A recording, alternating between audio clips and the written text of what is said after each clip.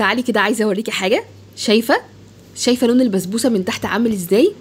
ايه رايك؟ هخليكي بقى كده تعملي صينيه بسبوسه بطريقه سهله جدا وهتطلع معاكي دايبه كده وحلوه من غير ما تجبس منك. يلا بينا نشوف الطريقه ونقول بسم الله وعلى بركه الله.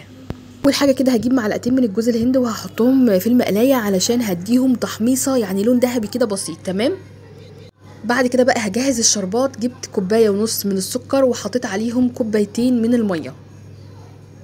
هحط عليهم رشه من الفانيليا وبعد كده هقلبهم كويس وهرفعهم على النار، هديهم غلوتين وهطفي عليها. تمام. وبعد كده هحط عليها معلقه من السمنه البلدي وكده الشربات بتاعنا هيبقى جاهز. هنبدا اللي احنا نجهز البسبوسه. جبت نص كيلو من السميد ما عليهوش اي اضافات، حطيت عليهم معلقتين الجوز الهند اللي انا كنت عملتهم دلوقتي معاكم. تمام. بعد كده هقلبهم مع بعض وهسيبهم. وتعالوا بقى نحضر بوله تانية هنحط فيها المكونات بتاعتنا. هجيب معلقتين من العسل النحل، هو المفروض عسل جلوكوز بس انا حطيت عسل نحل. تمام. بعد كده حطيت 3/4 كوبايه من اللبن ونص كوبايه من السمنه. لحد كده مقاديرنا سهله. بعد كده اخر حاجه هنحطها وهي كوبايه السكر. تمام. هنبدا بقى اللي احنا ندوب الخليط ده كله كده في بعضه. قلبي كويس جدا جدا جدا وما تنسوش بقى وانتوا بتقلبوا كده تعملوا لي لايك واكسبلور كتير. تمام.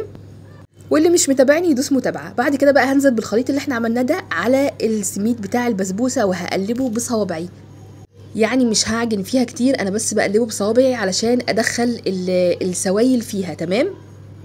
لو لقيتيها لسه ناشفه شويه بس منك هحط لها سنه صغيره من اللبن. ده القوام بتاعها اللي احنا عايزينه. هنفرده بقى في الصينيه هكون دهناها بالسمنه.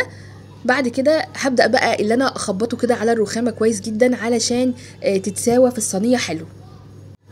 وبعد كده ايدي تكون مبلولة وهعمل الوش بتاعها. ايوه هسوي كده الوش بسيط خالص بيها.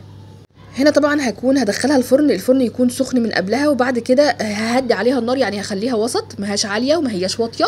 وبعد كده هنا طلعت طبعا الشربات بتاعنا سخن، هحطه على البسبوسه على طول. هي هتاخد كميه الشربات اللي انا عاملاها كلها، هتبدا انها تشرب الشربات حاجه حاجه. هغطي عليها ممكن ونعينها تاني في فرن البوتاجاز بعد طبعا ما نكون طافيينه.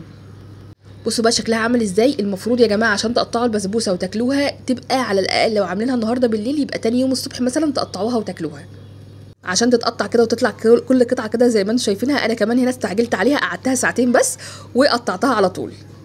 لو كان بقى كده في كمان حته قشطه كده تتحط عليها كانت يمي. عايزه اعرف بقى تريكاتكم ايه في البسبوسه؟ اكتبوا لي بسرعه في الكومنتات، واهم حاجه تكتبوا لي بتتابعوني منين، ولو وصلتوا لهنا تصلوا على النبي وتتابعوني. انا ساره جمال من بورسعيد. باي باي حلوين.